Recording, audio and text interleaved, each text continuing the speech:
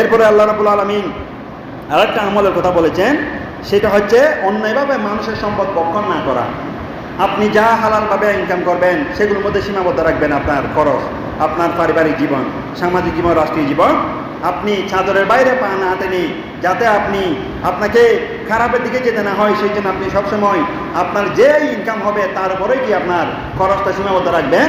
সেই জন্য আপনার মাধ্যমে অন্যভাবে অন্য কারো সম্পদ ভক্ষণ করে খাওয়ার প্রতি কি যাবে না, দৃষ্টি যাবে না। কেননা আল্লাহ বলছেন, লা তাকুলু আমওয়ালাকুম বাইনাকুম বিল বাতিল, তোমরা মানুষের সম্পদ, মানুষের টাকা পয়সা সম্পদকে গসব করে খেও না, আত্মসাৎ করে খেও না, কি করে জোর জবরদস্তি করে খেও না, খুন, রাহাজানি, চিন্তায়, চাঁদাবাজি এগুলোর মাধ্যমে মানুষ সম্পদ খেও না। ডাইরেক্ট আল্লাহ নিষেধ করে দিয়েছেন, লা তাকুলু, খেও না আমওয়ালাকুম, তোমাদের সম্পদ বাইনাকুম বিল বাতিলি, অন্যায়ভাবে মানুষ থেকে গসব করে। এখন দিবা রাত্রি একেবারে প্রকাশ্যভাবে মানুষকে গুলি করে, মানুষকে জিম্মি করে, মানুষকে খুন করে, এই কি করে রাহাজানি করে, খুন করে, রাহাজানি করে, চিন্তা করে, চাঁদাবাজি করে এখন যে টাকা পয়সাগুলো খাচ্ছে এগুলো কি হালাল নাকি হারাম? যেখানে মানুষের সম্পদ আল্লাহ খেতে মানা করেছেন, এই প্রকাশ্য দিনে দুপুরে গুলি দিয়ে, ছুরি দিয়ে, চাকু দিয়ে, দা দিয়ে মানুষকে জিম্মি করে পথে ঘাটে যে এভাবে করছেন, এগুলো, এই সম্পদগুলো কাকে খাওয়াচ্ছেন?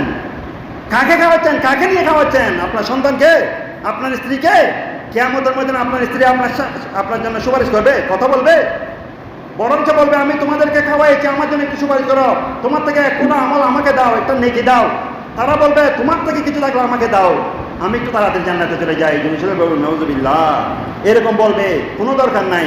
খুন করে, রাহাজানি করে, মেরে ধরে আপনার ছেলে সন্তানকে খাওয়ানোর কোনো প্রয়োজন নাই। আপনি হালালভাবে একটা ইনকাম করেন, ওই টাকার মধ্যে আল্লাহ কি দিবেন? বরকত দান করবেন। উচ্চ আওয়াজে বলুন আলহামদুলিল্লাহ।